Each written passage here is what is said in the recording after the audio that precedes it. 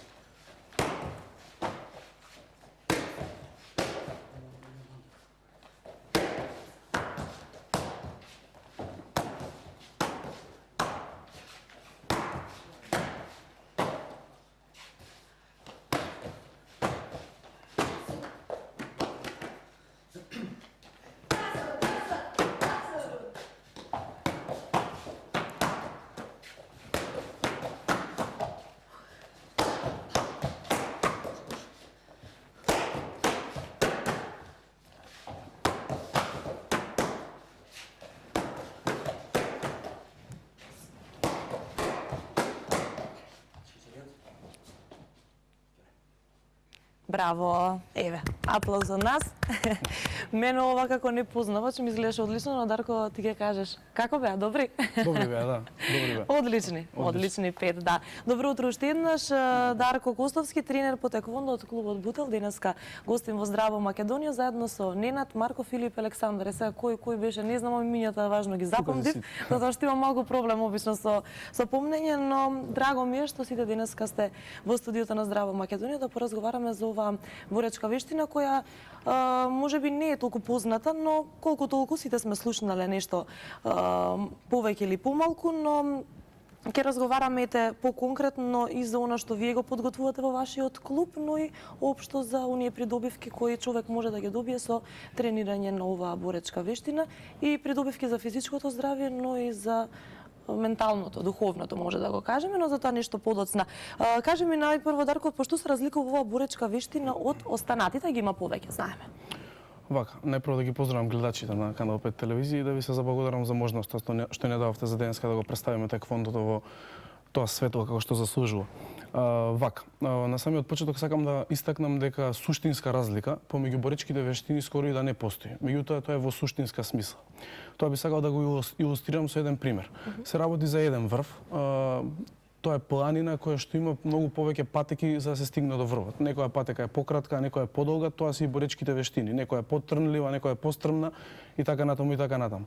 Врвот е хармонијата. Тоа е еден сублимат, едно поврзување помеѓу духот, телото и чистиот разум, интелектот. Тоа отприлика би било тоа суштинското кој што го има секоја боречка вештина. Меѓутоа во практична смисла, во она спортска смисла, на начинот на изведување на техниките, борбите и така натаму, тие се разликуваат сами по себе. Теквондото е познато по тоа што има врвна ножна техника. Колку што забележаа гледачите, целата демонстрација накратко што направивме е и со ножна техника. Добро. Само по себе не е само убавината во ножната техника, туку таа е чиста практична ножна техника. Спортската борба во теквондо се води 90% со нога. Така и во спортската борба дозволено се работи фул контакт, се работи удар со нога од половина нагоре и во пределот на главата. Со раката се работи само во пределот на стомакот и со тоа и е така занемарена. 90% се одвива со нога. Так. Тоа е отприлика тој основен момент што на прва се забележува. Исто така теквондистите се познати по нивната екстремна еластичност. Значи екстремна еластичност со начинот на истегнување кој што е многу познат, а е во теквондо за периодот колку и да е човек стегнат или неопуштен во мускулите, за период од месец до 2 веќе постигнува да може да направи шпага. Значи се работи за резултатите може да се евидентни, тоа нема збор. Значи се добива еластично за многу брзо време затоа што се работи за специфично истегнување кое што е со многу сила, со многу труд. Најчесто боли на почетокот, меѓутоа резултатите се многу брзо евидентни. Така. Кажавме на почетокот дека ќе позборуваме извона што како ново го подготвувате во клубот. Има 4 клубови во подготовка, се планирани се 3 или не? Како беше? Со проектот нов што го подготвувате? Океј. Нашиот теквондо клуб Бутел постои веќе 7 години. Во моментов има над 60 на членови. Првата генерација, она која што беше на вежбачи, помеѓу кои беше и Марио, тој што држеше фокусари на почетокот. Не сакаше да влезе. Немој дозволено денес. Се шал. Веќе се здобија со одредено знаење, се добија со црн пояс и ние одлучивме дека таа успешна приказна која што е во Бутел наназад 7 години треба да се прошири. Така да отворивме 4 нови теквондо клубови. Проектот си го насловивме сами за себе теквондо за секого. Отворивме 2 клубови во рурални средини, тоа е во Чучер Сандево и еден е во селото Љубанци и 2 клуба во урбани средини, едното е во населба Карпуш, другото е во центар во училиштето Јосип Брос. Значи тоа се веќе 4 клубови кои што стартува и фала му на Бога, сега за сега се одлично посетени и таа приказна, таа магија, како што ние знаеме да си ја наречеме во теквондо Бутел се прошири низ цело Скопје. И се надеваме дека и нема да застанеме тука, дека ќе продолжи афирмирањето на овој спорт. Јас се надевам дека така ќе биде, посебно и денеска кога ќе успееме да доближиме оваа боречка вештина до гледачите. Постои ли некоја одредена старосна граница кога може да се почне? Па ова е многу често поставувано прашање кога се работи за некој спорт, посебно боречка вештина. Може би некои родителите ќе сака нели да своето дете да си го запише кај вас, но може би не знаат која возраст треба да се почне. Тука е Филип Стаменов до мене, он еден од поуспешните во клубот кога се зема во предвид успесите и така натаму. Он има сега моментално 10 години, а почна да тренира од 5,5. Значи имаме дечиња кои што почнуваат од 4,5. Сега зависи тука од нивната моментална ситуација. Некој детенце година подоцна, година порано има физички способности за да почне тренинг, меѓутоа 5 години е онака одлична почетна граница да се почне да се вежба, а онаа горната граница не постои. Значи слободно може да стане збор за било која возраст. Тука во оваа ситуација би сакал да напоменам дека теквондо е општо познато дека најчесто во светот во клубовите дури некаде има и најчесто има и повеќе девојки отколку машки. Значи кај нас? Така и кај нас во клубот е така, се трудиме се и на другите места е така и во некои од новоотворените клубови има повеќе девојчиња од момчиња, затоа што кога правиме демонстрации за да го доближиме спортот во училиштето, дали е на голем одмор или последен часови, демонстрират и девојчиња кои што се од нашиот клуб и ги оставаат без див останатите затоа што покажуваат некои движења кои што се доста специфични и интересни. Така да сакам да напоменам дека овој спорт го вежбаат и многу девојки. Требаше да донесеме некој девојче тука. Ај следниот пат. Проблемот е што од оваа генерација која што денес одлучив да дојде нема девојчиња, тие се малце повозрасни од нив, ама многу малце, али во некоја наредна прилика секако дека ќе нормално да покажеме и ние женските нели што знаеме и умееме. Теквондото заедно со џудото се на Олимпијада, но малку некако како ситуацијата кај нас и да не е баш добра.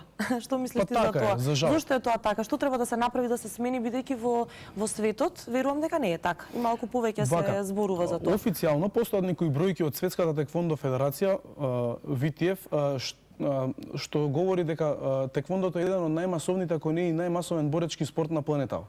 Као што спомнавте и вие на почеток, сега пред малку, дека теквондото е олимписки спорт, теквондото и джудото, меѓутоа тука си бокс и борење, не можеме ги забораваме, и тие се некои вештини, само што Добро, да. само што се работи за вештини за теквондото и джудото од истокот, едното од Кореја, едното од Јапонија и се во кимоно, затоа се поспецифични од овие останатите.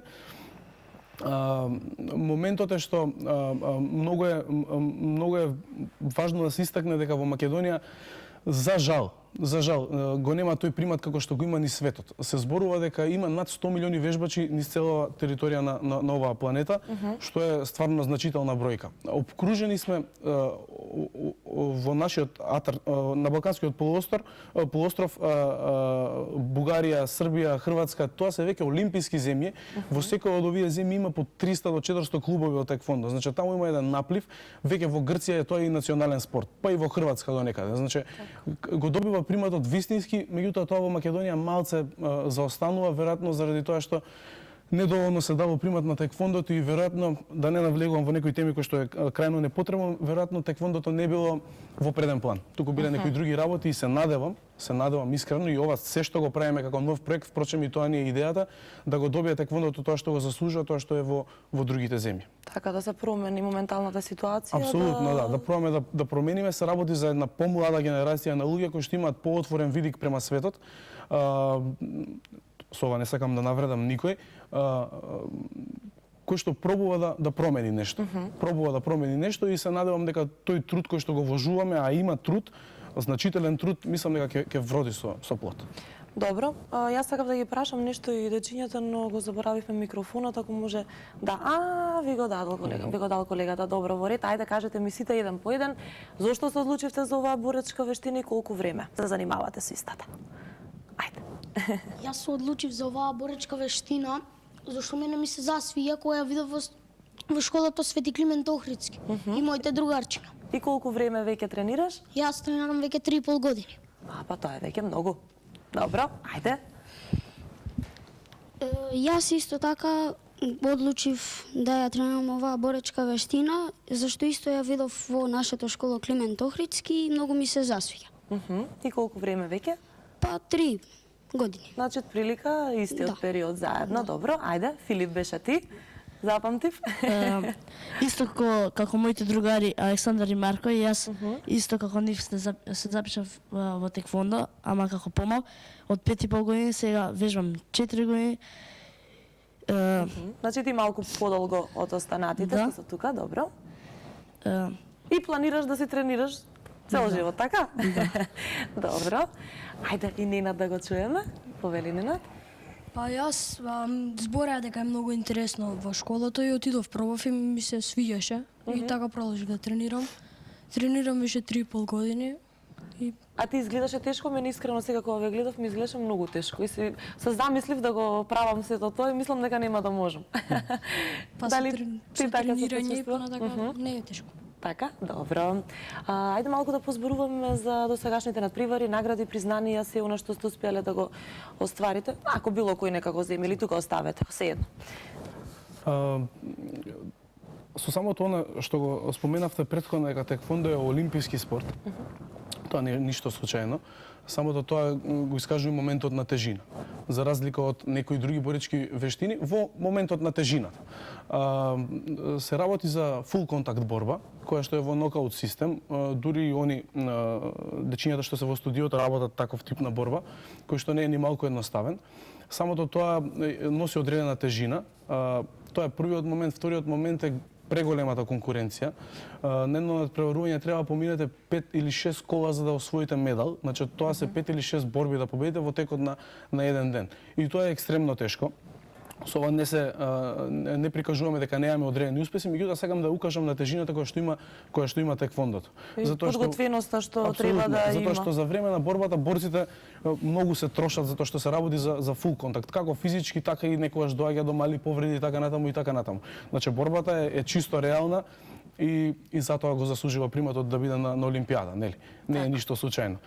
Нашиот клуб има досега има значителни успеси, имаме над 150 меѓународни медали, од кои што 50 се златни.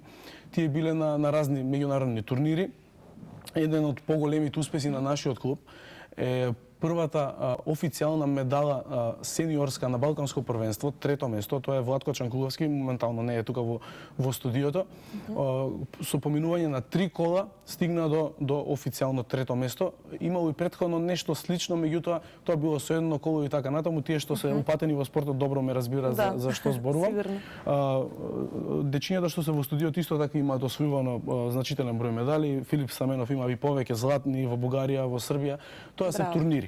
Оваа година учествувавме и на Балканско првенство, и таму имаме актуелни 2/3 места и од кадетските и од помалите категории. Така да, од прилика, ете, тука се движи. Оваа година исто така за прв пат како македонска репрезентација заминавме. Тоа беа две дечиња од нашиот клуб, Филип и Иван, кои што не се тука, тие се малце постари од нив, заминавме на Европско првенство. Таму не забележивме некој значителен успех, меѓутоа самото учество само по себе со толку врвни борци им даде многу мотив и да продолжат и понатаму секако. Ништо за во иднина? Што е планирано? Ете, полека ја испраќаме оваа година, но за следната сигурно нема да седите со скрстени раце. Овој период од годината, пред Нова година и месец јануар е подготвителен период за нас и најверојатно ќе заминеме некаде на припреми, некаде после празниците, некаде после Божик. Здравје Боже, за тоа се договараме во моментов. Потоа ни следува така плодна година со 2-3 надпреварувања меѓународни. Тоа е во областа на надпреварувањето. А нешто што следи во иднина, во вистинска смисла, она што претходно го кажавме како проект, целосно се посветиме на отворањето на нови клубови, на зголемувањето на бројот на вежбачи, а со тоа и зголемувањето на теквондо, за да они имаат и тука кај нас средби, борби, за да може уште тука ние да правиме одреден филтер за да излегуваат квалитетни борци. Тоа е во спортскиот дел. Тоа би било од прилика тоа.